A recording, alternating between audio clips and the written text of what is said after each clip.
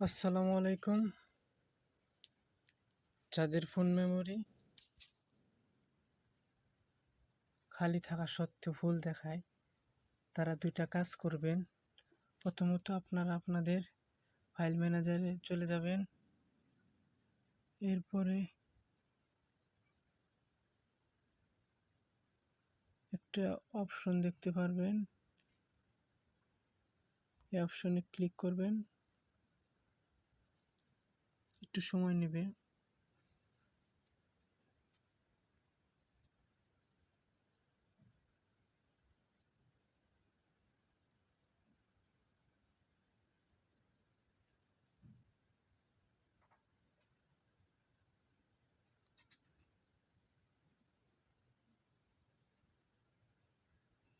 দেখেন অনেক জিবি খালি হয়ে গেছে, প্রায় 2 GB।